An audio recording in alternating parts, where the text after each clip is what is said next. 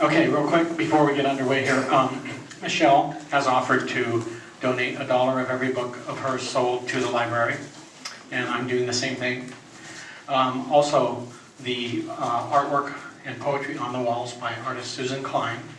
I think I mentioned earlier they're $5 a piece if anybody wants one. She's donating all the proceeds to the library for their book, to support their books.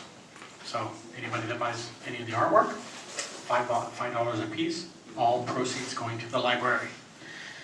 Okay, the third hour of today's Showcase Poetry is from two more of our panel members who helped me with this and also the workshop last week, and also from our co-sponsor Groundwaters Magazine. Leading off is going to be Roy K. Johnston. Roy is one of our panel members for this event and the poetry workshop last week. And Roy and I often travel around together and frequent other various poetry open mics in the area. We have a lot of fun doing that. He's been described as a performer, professor, poet, and pioneer in the field of cultural integration. His poetry has been enhanced by the natural beauty of Oregon, and he has 5 published books of poetry. The System is Broken, Seeds of Tolerance, Kenosis, San Luis Obispo, Dissonance and Consonance, and The Wandering Circle. Please welcome Roy K. Johnston.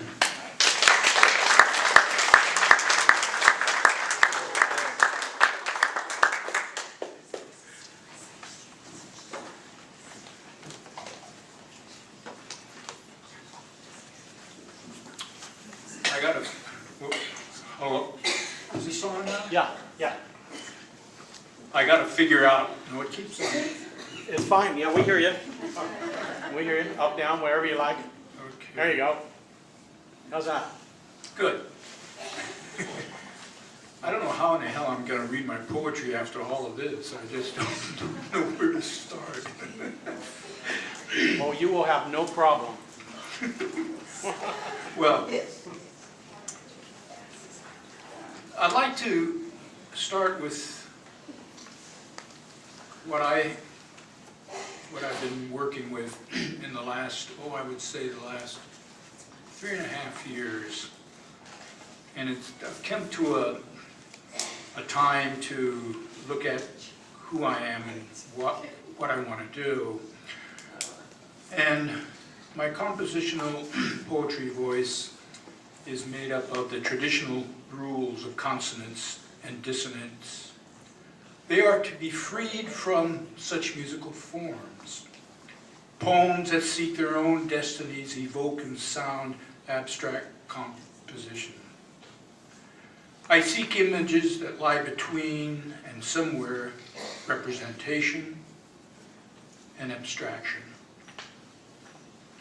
Artistic intersections are also the search for correspondence between sound, color, and texture in my poetry. I am seeking, though, to have a voice in poetry that has contributed to future forms. This kind of composition looks at the possibilities of the 21st and 22nd centuries. We must never stop in the quest for change. We must never stop in the quest for change. Yet let things be their own. The stand for freedom is to live and try to understand all of the responsibilities that come from this position that is given to all of us. My first poem has to do with a small river. Mackenzie River. White water dries in like a hot race.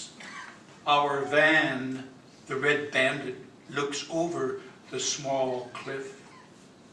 Tight images create sound-textured dreams.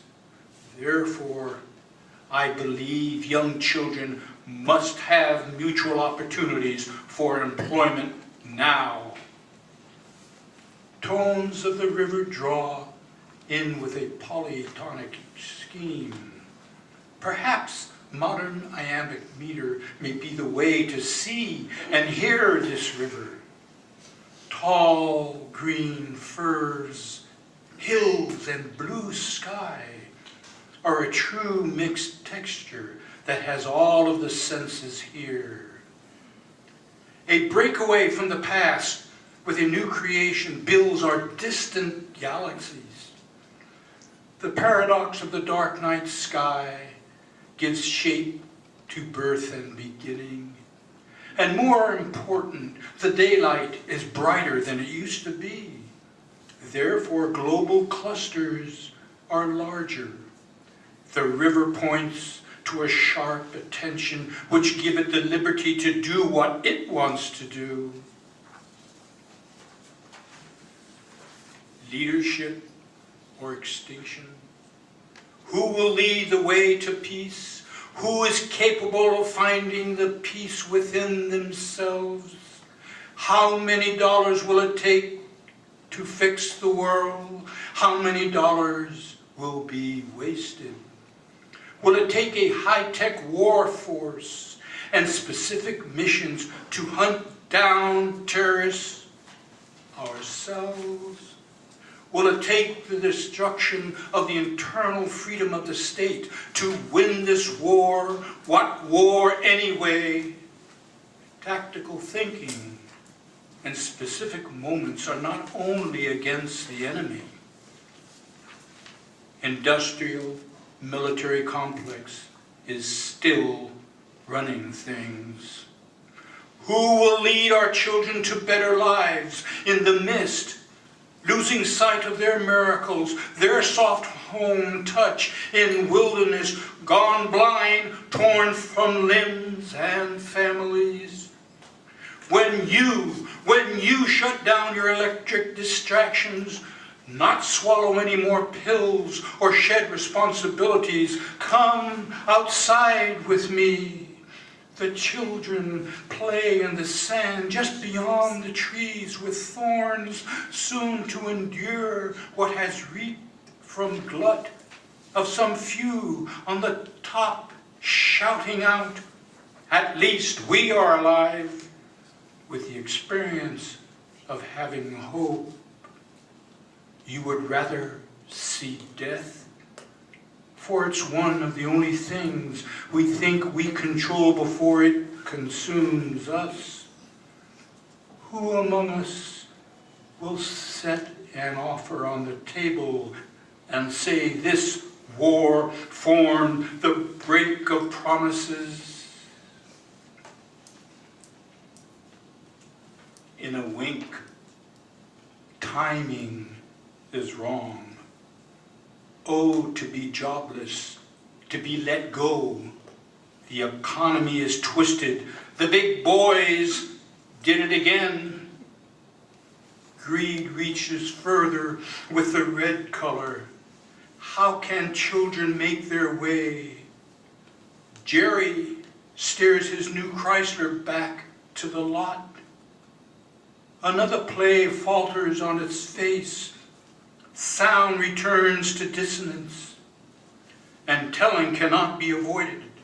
Only force is positive.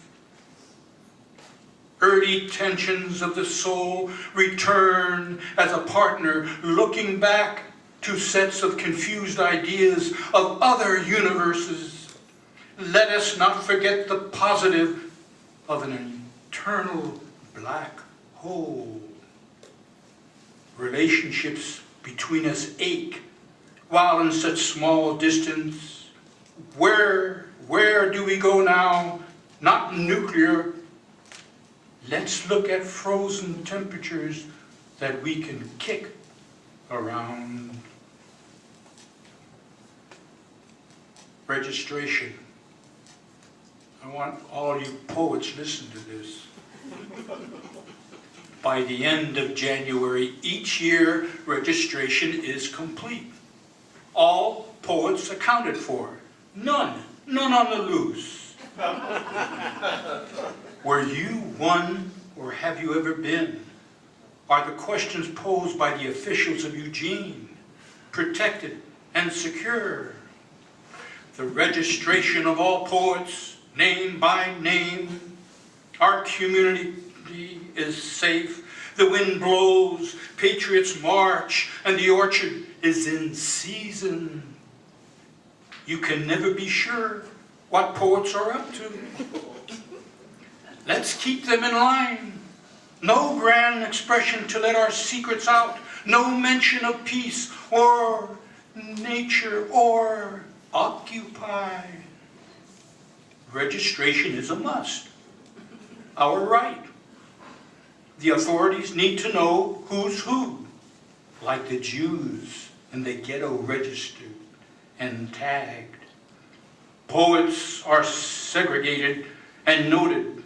Fearful they write at night behind closed doors and read in broken shadows. Who may be looking? Will fingers be pointed? Lock them up? No, that's too cruel. Just have them sign in. Registration of all poets, that is the rule. Thank you.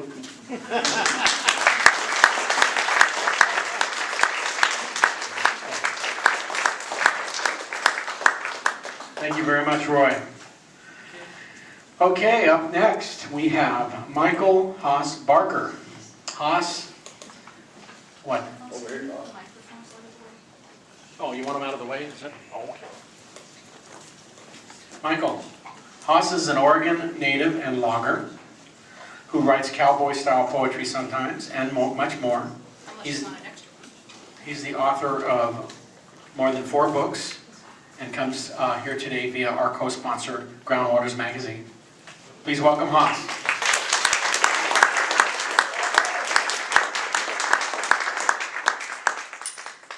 Thank you, Steve. I head up the redneck section for Groundwaters. Actually, come to think of it, I am the redneck section for Groundwaters. First one I'll do is comes from my time that I spent up in southeast Alaska in the logging camps. A few things you didn't want to run into up there is black bears, killer whales. You didn't want your plane crashing while you was going out to the islands, and you didn't want to have a Tlingit Indian on your crew. Those Indians are hard-working people. They've worked it a shame, and you didn't want to run into them in the bars either. This is a story of one night in Ketchikan at the Purcell bar called the Tlingit from Hell. We had just tramped another camp. When our plane lit, she hit hard. We'd been out 2 months, been drunk only once, so off the bars goes me and my part. Our bankrolls was burning holes in our pocket, but we had a cure for that. We got hung up on a stool down at the Purcell, and there at the bar we sat. We were chugging them down, horsing around, taking turns of ringing the bell. The good times we had soon turned bad. I was being eyed by the Tlingit from Hell. She had 3 teeth in her mouth, one eye was poked out. She shined like she'd just been greased. I knew all too well it'd be pure hell if she caught me. She'd do as she pleased. Her lips were gloss red. She looked half dead. She smelled just about the same. She offered me heat in the winter and shade in the summer, and she didn't even know my name. I was beating feet down Water Street and going as fast as I could. If I could just make the corner, I'd give her the slip, and I'd ditch the old witch for good. I ducked into a bar, not leading by far, but the old gal was hot on my track. She was bearing down fast. I'd been had at last. Then I saw the door out the back. I made good my escape, avoided my rape, and to this day I remember well that night in the streets of Ketchikan, fleeing the Tlingit from Hell.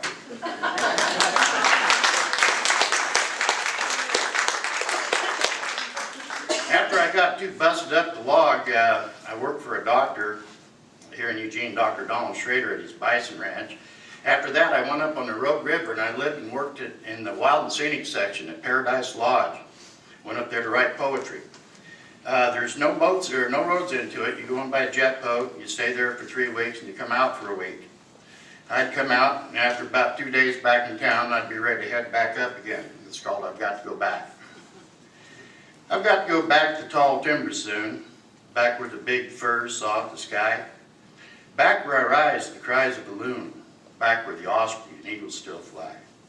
The city and its woes, they scare me to death. The squalor and stench burns in my eyes. My heart gets to pounding, I can't catch my breath. And to tell you the truth, I get sick of their lies.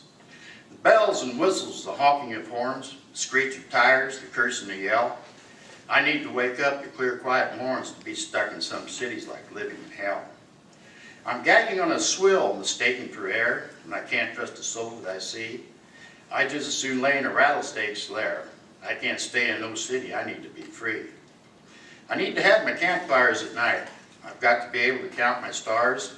I get blinded by the glare of the city's lights, and I freeze like a deer in the eyes of their cars. I've got to get back to mid-valley and peak. I need a good lashing from wind and rain. I crave the culture of a babbling creek. I've got to get back to my mountains again. I've not seen a smile since I looked in the mirror. Their gaunt, furrowed faces tell of their fears. They scurry like mice amid the din and the fear. They've all got cell phones stuck in their ears. I gave it my best, but I failed your test. Now I need some rest. I need a good lashing from the wind and rain. But I've got to get back to my mountains again.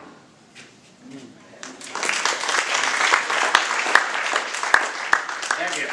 This next one, when I was up at Paradise, there was a group of, it was a literature class. I believe it was from the University of California, Davis. There's about, I think, 12 poets there.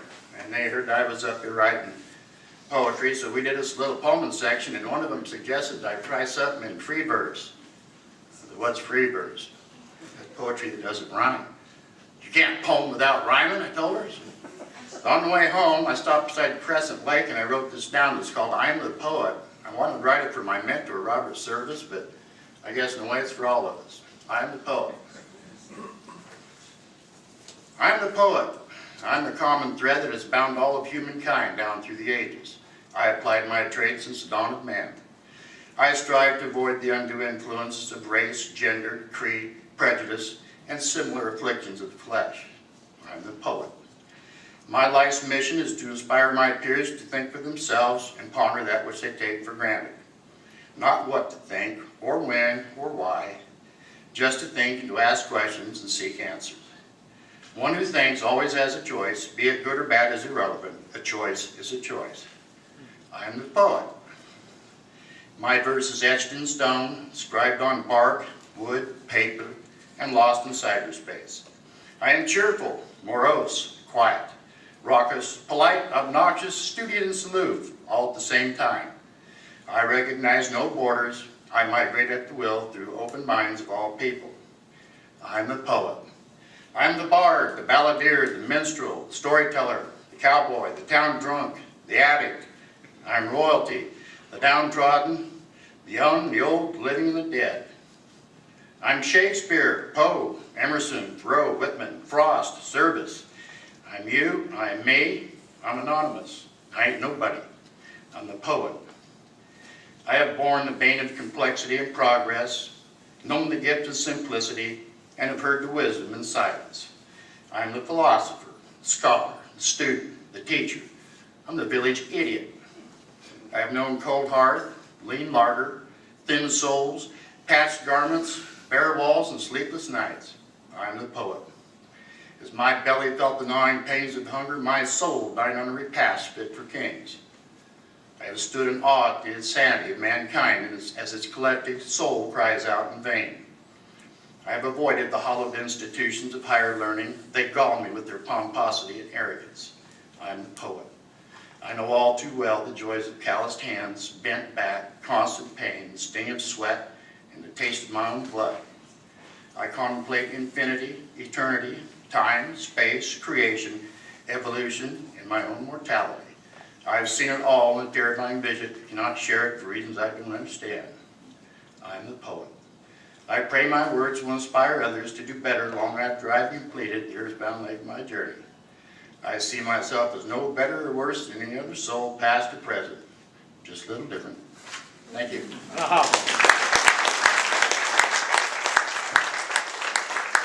Thank you very much, Todd. That was wonderful.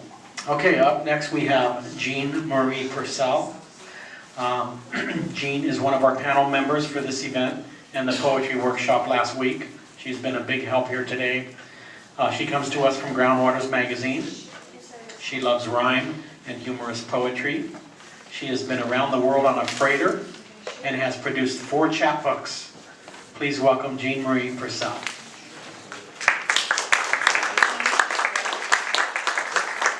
Okay, I'm a member of OPS, Oregon Poetry Society, but I'm also a member of PST. And I can remember it because PST is what you say in the library, right?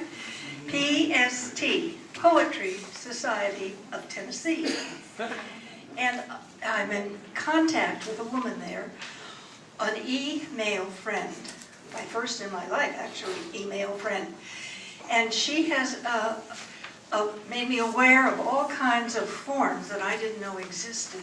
And one of them is a pendulum, which is a rhymed couplets of 8 lines, 6 lines, 4 lines, and 3 lines.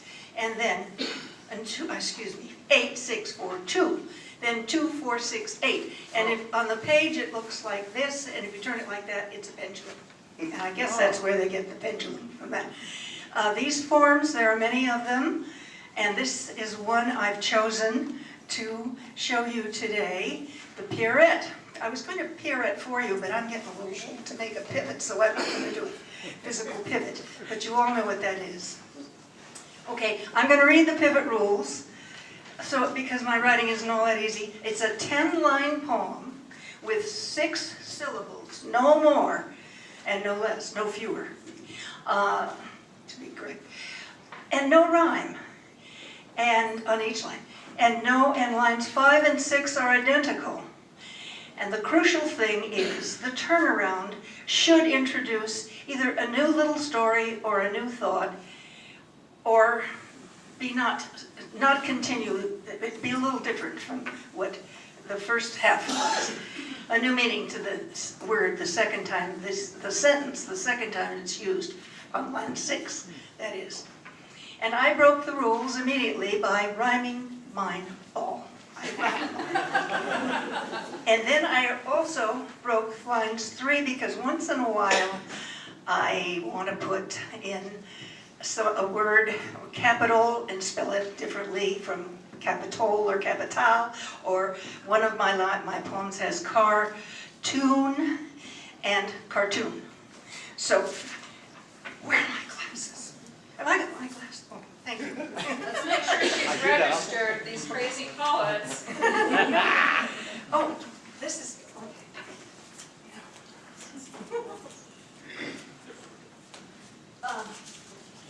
One of them, you don't have to read them, because you can see this.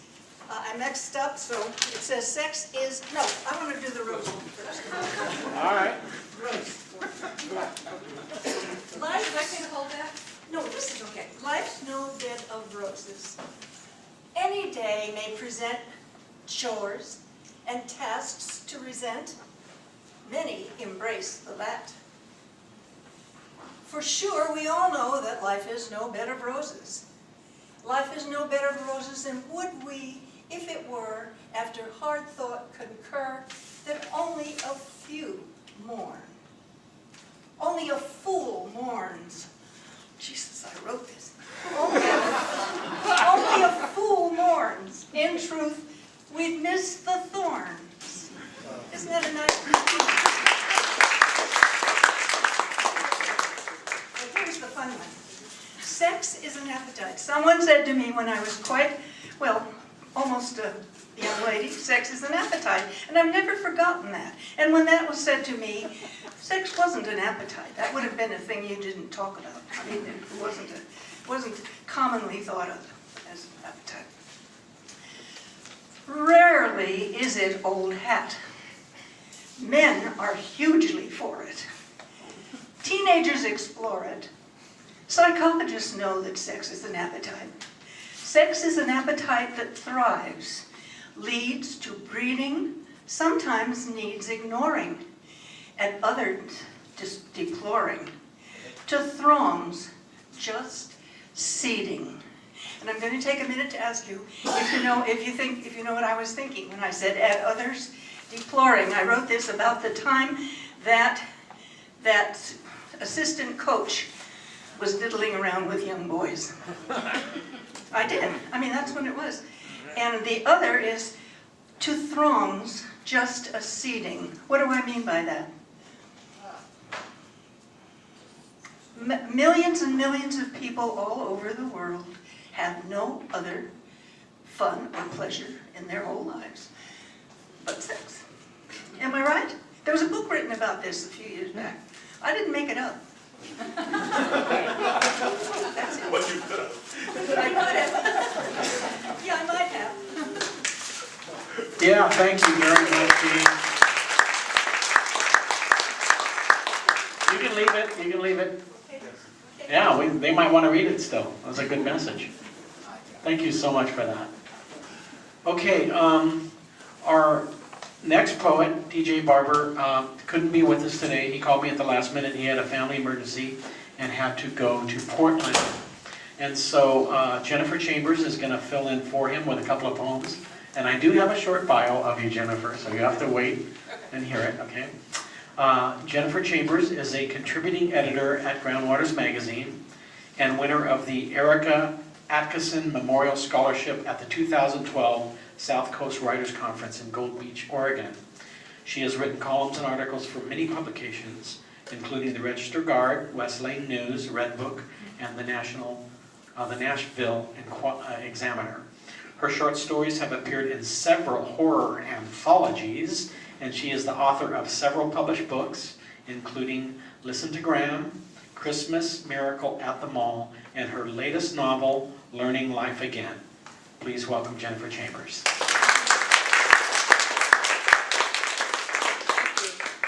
Now, I'm fairly new to poetry. I'm learning it. So if you'll bear with me, I've had a couple of things published and I'm going to read them. The first is called The Hummingbird. I was studying T.S. Eliot at the time, so it's my poor imitation of a T.S. Eliot. The Hummingbird. A shaft of light, hummingbird, illuminates the hydrangea's paper petals, curled now, bent to the approaching darkness. Will the hummingbird come back, or will the deepening shadows send him home? The light is long these dog summer days, but soon our time grows short, our backs bent to the approaching darkness. Will I see him go joyfully, from flower to flower, tasting each cup, living his brief, magnificent moment? My lined paper reflects his shadow. He braves the clouds, frantic before he rests. He will drink his fill before day's end, our time growing ever shorter. I will be like the bird, living my time for exquisite moments. The words on the page silhouetted by my head, bent to write words that will live on, past and present and future, perpetual as the garden. Sunset glows on my page, pen scratching madly, words to illuminate thought, absorbing from the sunset, the petals, the bird. I imagine the hummingbird's hidden laughter, my futile chase to be filled. All is now, the page, the sunset, the bird, the garden. I am illuminated by the shaft of light. And my next poem is called The Meeting. The journey we did not take, the door that remained closed to us, is past, unalterable. Unlike the garden gate ahead, which we may open to a world of speculation, uncertainty. It is all choice, I said to you, in my mind. Is your chosen path preordained? Perhaps not. I am reluctant to open the gate of supposition to your scrutiny, my world to your scorn. Indecision. Hello, I decided, finally.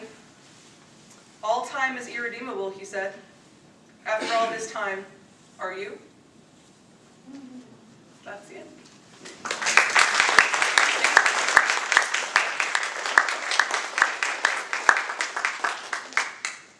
Thank you very much, Rachel. I'm Jennifer. That was very nice.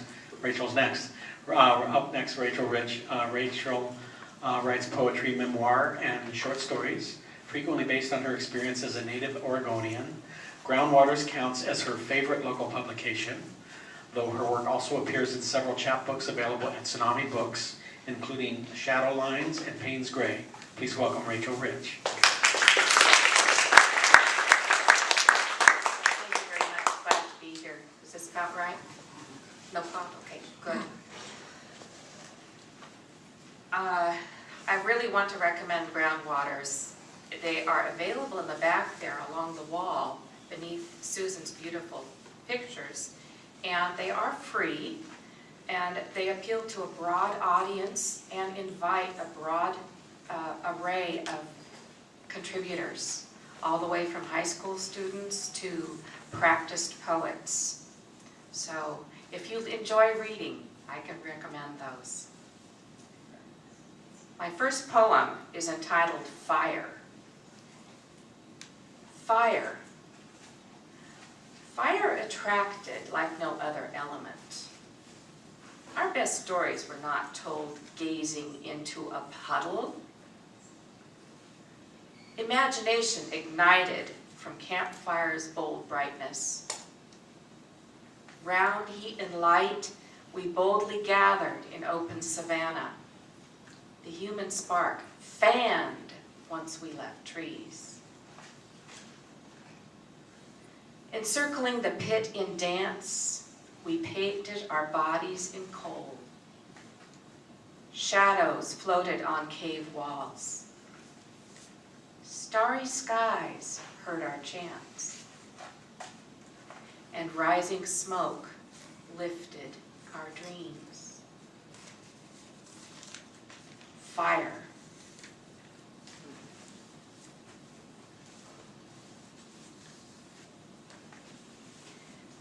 This next one is based on a summer experience. See if it rings a bell for anybody here. It's entitled San Francisco or Bust. And my subtitle is God Protects Innocents and Fools. See which one you think I am. Okay. She said, "Let's go hitchhiking, you and me. Let's camp our way, adventurous and free."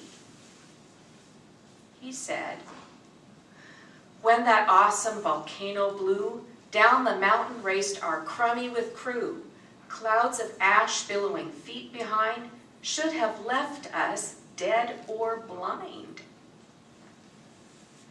She said, "It's crazy you landed here in Eugene, home of Ken Kesey and the faded blue jean. It's karma you're alive, and kismet we met. Come be my lover, my protector, my pet." He said, "On St. Helens were trees we hodads planted while taking our college degrees for granted. Now I'm unsure how to make a living. Might head south for family Thanksgiving." She said, "My classes won't start until September, so let's make this summer one to remember. My job as groundskeeper pays for rent, and Rainbow will watch the apartment."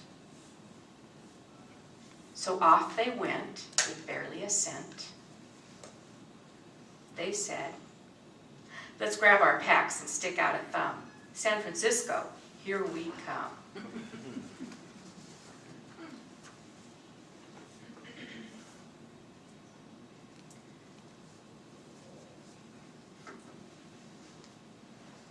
Think about the Columbia River, if you would, for a moment. And I've noticed that several people have thought about what this river has to offer.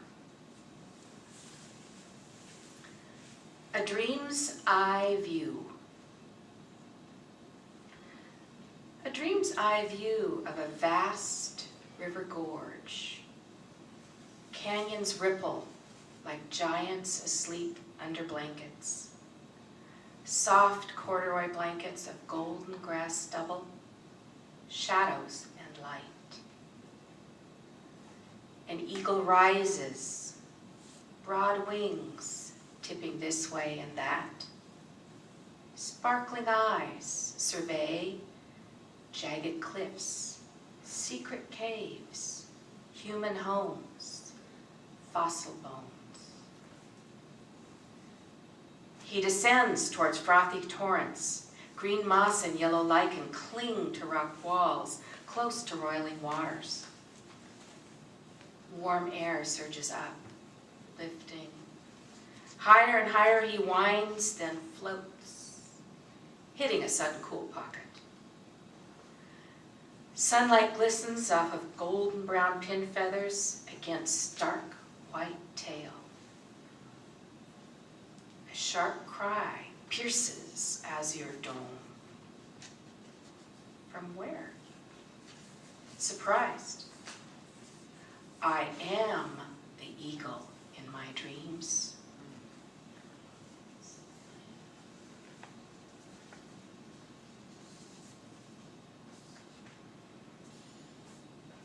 This is dedicated to all my friends in the Eugene area. Entitled The Ghost of Patchouli Past. What is that scent reminding me of Mama's home fried truck stop? Tie-dye t-shirts, long hair, Birkenstocks with wool socks, velvet vests embroidered in tiny mirrors, wrap skirts from India, and bare feet with ankle bracelets. I can even smell buckwheat pancakes with organic maple syrup. Alonzo wears bloomers and fez while I'm in my dashiki. Our fiddle duets waft over the crowd as we play for breakfast and tips. That strong coffee, man. That's the PG version.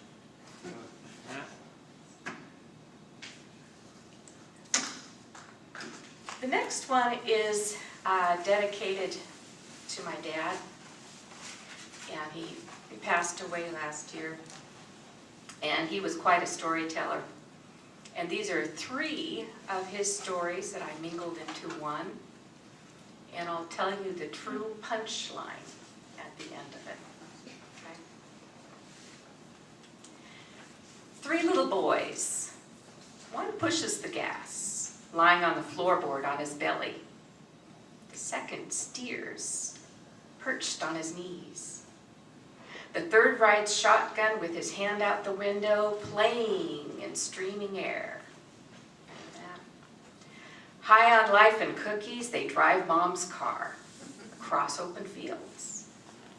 She's helping she's helping a friend, something about a baby. Won't be back till supper time. The trio spies an old brick tower crumbling into the field. Factory ruins. They remember the farmer wanted it gone. A problem to plow around. Leaping out of the car, the boys apply energy to exploring, climbing, jumping, kicking over rubble piles. Inside, they notice dynamite.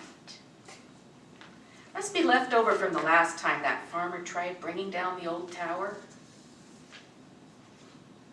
Glancing at each other, the 3 grin.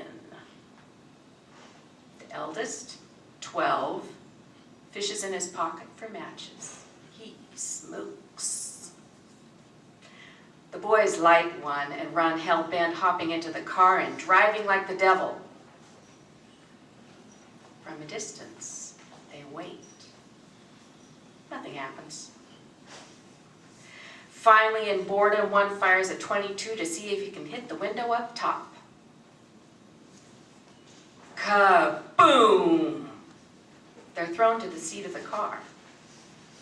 Holy Moses, don't ever tell Mom. Swear, don't ever. They're home long before dinner, playing in their rooms, quiet. Sick to their stomachs from cookies, smoking, excitement, fear, triumph. Don't you ever tell Mom.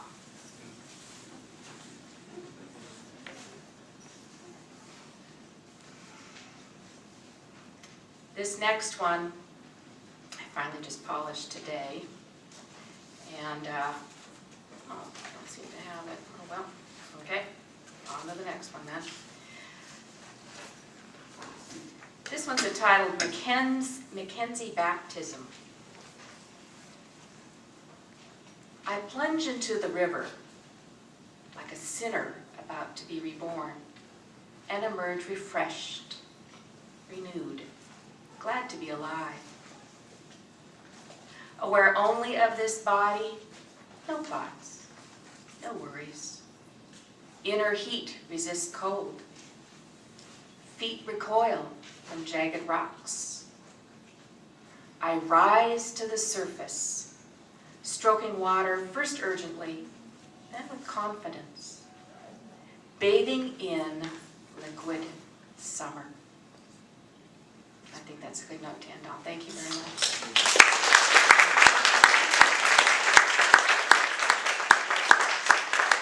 Thank you very much, Rachel. Thank you.